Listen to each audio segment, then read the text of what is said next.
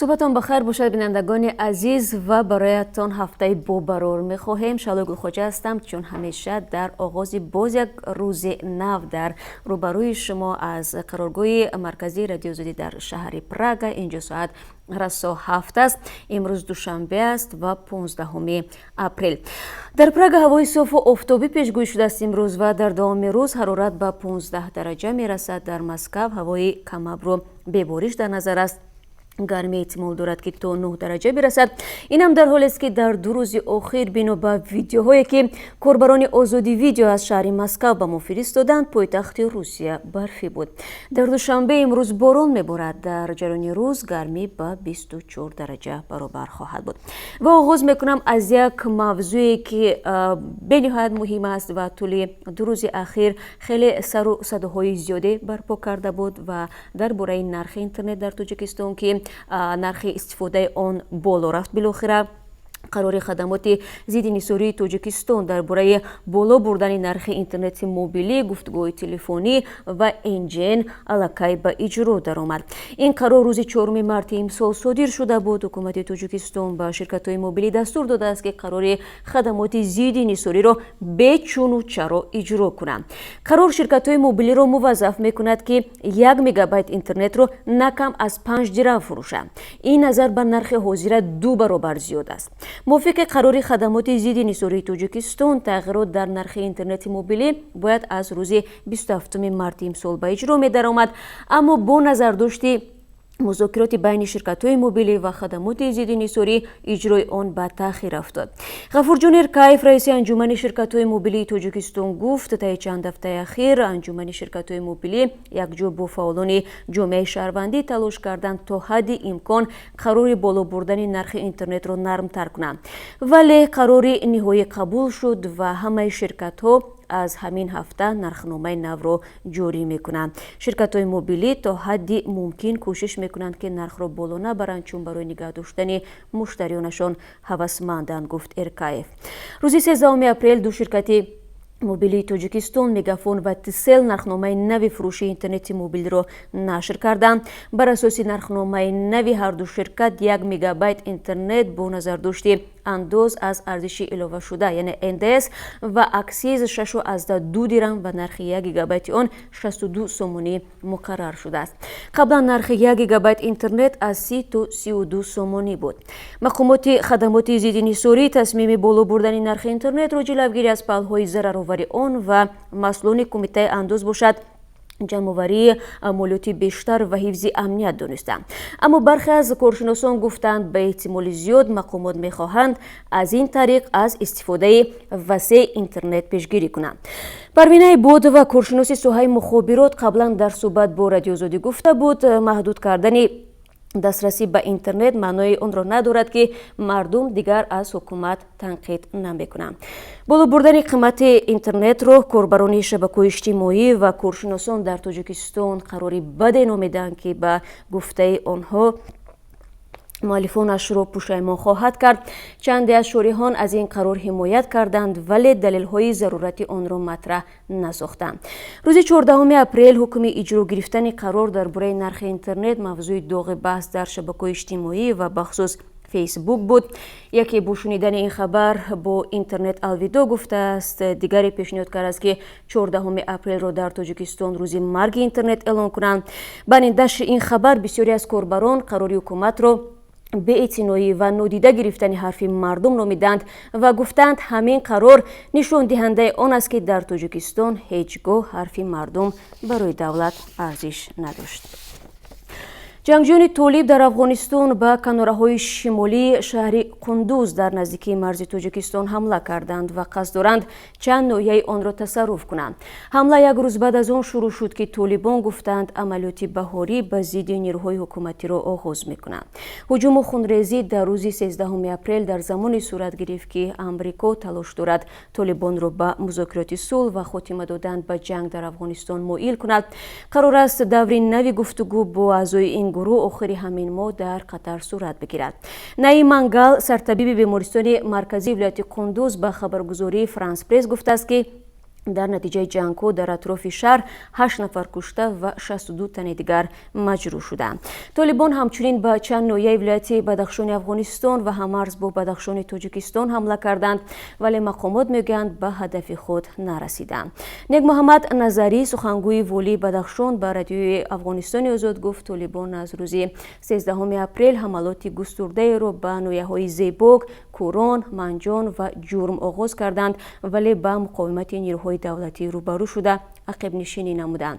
تعدادی از وکیلان مجلس ولایت بدخشان به خبرنگار رادیو افغانستان آزاد گفتند اگر حکومت نیروهایش را در منطقه تقویت نبخشند و به حالت هجوم نگذارد، بهار امسال برای مردم منطقه بدترین بهار خواهد بود.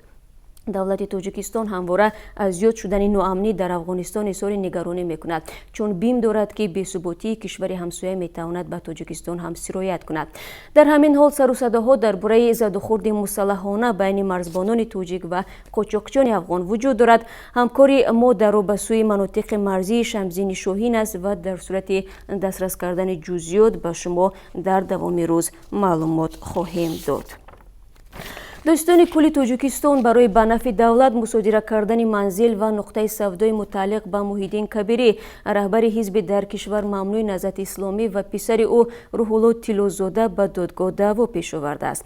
سامانه رسمی دادگاه شهر دوشنبه روز 12 اپریل اطلاع داد که عریضه دعواگی دوستانی کل تاجیکستان در دادگاه ناحیه شاه منصور دایر می شود. ملاحت رحمانزاده دادرس مرافعه تعیین شده است. مرافعه اول روز 18 اپریل در دادگاه ناحیه شاه منصور برگزار می‌گردد. روح الله طلازاده که در خارج از کشور قرار دارد روز 13 اپریل این عمل مقامات را غیر قانونی خواند، اما دقیق نگفت که این اموال چقدر و در کجا جایگیر است. محیدین کبیری از ماه مارس سال 2015 در خارج از تاجیکستان قرار دارد. سال گذشته دادگاه عالی تاجیکستان را غایبانه به مدت طولانی زندان محکوم کرده بود، اما رهبریت حزب در خارج این حکم را دارای انگیزه‌های سیاسی دانست. حزب نهضت اسلامی تا سال 2015 در کشور فعالیت می‌کرد. مقامات آن را به برانگیختن به گفته آنها آشوب نوفرجام در ماه سپتامبر آن سال عیبدار نموده فعالیتش را منع کردند. رهبران حزب به خارج پناه بردند و میگویند این اتهامات اساس ندارد و آشوب به رهبری عبدالحلیم نظرزاده معاون سابق وزیر دفاع بهانه برای از صحنه سیاسی بیرون کردن حزب مخالف بود.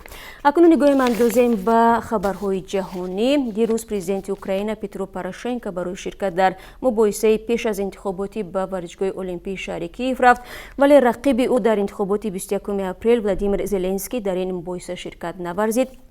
ولادیمیر زلنسکی در دور اول انتخابات پرزیدنتی اوکراین پیشدستی نمود و طبق پرسش‌های افکار عموم او در دور نهایی هم پیروز خواهد شد. نامزدها به مباحثه سیاسی موافقت کرده بودند، ولی زلنسکی طلب می‌کرد که مباحثه 19 اپریل دایر شود. همین طریق روز یکشنبه پاروشنکو تنها به سوال‌های خبرنگاران پاسخ داد. روز یکشنبه منصبداران ایرانی گفتند که باران و آبخیزی‌های 2 هفته اخیر در ایران 76 نفر را به هلاکت رسانده به مبلغ 2.2 میلیون دلار زیان آورده است. بیش از همه خسارات به ولایت‌های خوزستان و ایلام رسیده است. گلبدین حکمتیار سابق جنگسالار افغان میگوید او هیچ شبهه ندارد که پاکستانی همسایه طالبان افغان را پشتیبانی میکنند. روز یکشنبه در صحبت با رادیو آزادی گلبدین حکمتیار اظهار امید کرده است که مذاکرات حکومت افغانستان با طالبان قدم مهمی در ختم جنگ این کشور خواهد بود. امریکا و حکومتداران افغان بارها پاکستان را با تقدیم پناهگاه به جنگجویان متهم کردند، ولی اسلام آباد این ایبنامه را رد میکند. مقامات تفتیشاتی روسیه نام شخصی را که 4 اپریل در خیابان کوتوزوی مسکو به یک کوچروب تاجیک حمله کرد اعلام داشتند. الکساندر گالوانوف 55 ساله شهروند تاجیکستان را چند کار زد، از جمله به دلش. پزشکان میگویند وضع این مهاجر سنگین است و او در حال بیهوشی قرار دارد. مقامات تاجیکستان هنوز شخصیت این مهاجر را شناسایی نکردند. نماینده کمیته تفتیشاتی روسیه به خبرنگاران گفته است الکساندر گالوانوف همچنین در کشتار کارمند پیشینه حکومت نویه فیلی دویدکوی کارینا وارتانوا عیبدار می شود. این کشتار روز 2 اپریل روی داده واقع در دوربین های نظارتی ثبت گشته است. قاتل نیمتنه کلاهدار پوشیده دهان و بینیش را با نقاب طبی می بسته است و پلیس میگویند به احتمال زیاد الکساندر گالوانوف عضو گروه های نژاد پرستی روسیه است. این شخص با گمان کشتار، حمله و افبوشی بازداشت شده است. و یک خبری ورزشی هم داریم. نومانجان یوسفوف سرمربی باشگاه فوتبال خوجند شهر خوجند پس از باخت دستش به تیم استرافشان استعفا داد. این بازی روز 11 اپریل امسال در شهر استرافشان برگزار شد و به نفع میزبانها انجام یافت. نومانجان یوسفوف در صحبت با خدمات مطبوعاتی فدراسیون فوتبال تاجیکستان گفته است پس از بازی با باشگاه اهل ترکمنستان در جام IFK 2019 در دسته پسروی مشاهده شد. ما در آغاز موسم 3 بازی را باختیم. این کمبودی من است که دسته را مقابل استقلال و استرافشان آماده کرده نتوانستم. درک نمودم به خوجند سرمربی نو ضرور است که به باشگاه دیگرگونی جاری کند، گفته است او. رهبریت باشگاه فوتبال خوجند به نومانجان یوسفوف برای همکاری سپاسگزاری نموده است. با قرار رهبریت باشگاه فوتبال خوجند شریف زیویف اجرا کننده وظیفه سرمربی دسته تعیین شده است. او که در گذشته در هیئت خوجند بازی میکرد، پیش از این وظیفه سرمربی هیئت جوانان دسته را به ذمه داشت. نومانجان یوسفوف آخر ماه فوریه سال گذشته سرمربی تیم خوجند تعیین شده بود. خوجند با رهبری او پارسال برنده مدال های نقره مسابقات قهرمانی تاجیکستان میان دسته های لیگ عالی گردیده بود. امسال برای اولین بار به مرحله گروهی جام IFK 2019 راه پیدا کرد. و بینندگان عزیز، چون همیشه در پایان صحبت نگاه میاندازیم به قرب اسعار خارجی برای امروز که از سوی بانک ملی تعیین شده است. $1 9 سومانی و 43 درم، 1 یورو 10 سومانی و 67 درم و 1000 روبل روسی 146 سومانی و 30 درم است. و سپاس میگم که در طول چند دقیقه در این صبح نو ما را همراهی کردید و من شما را بعد از کمتر از 30 دیگر بازم در پخش مستقیم در تقدیم سرخط خبرهای روز منتظر می شوم. فراموش نکنید که ساعت 1 به وقت پروگرام و برنامه خبری داریم که فراگیر موضوعهای مهم تاجیکستان و جهان است و ما تلاش میکنیم که تا اون وقت هر نوار و خبری که از شما دریافت کردیم تفصیلاتش را نیز به سهم شما در برنامه خبری برسانیم. با سپاس به یکایک شما که تا این دم با ما همکاری دارید و طول 2 روز اخیر هم روزهای شنبه و یک شنبه نیز شما برای ما خبر و ویدیو و عکس هم فرستادید که بعضی از آنها الکی در آزادی ویدیو کانال ما در یوتیوب نشر شدند. سپاس میگم از همه شما. برایتان روز خوب میخوام و بعد از کمتر از 30 ساعت دیگر شما رو بازم در همین جا یعنی در آزادی ویدیو منتظر میشوم.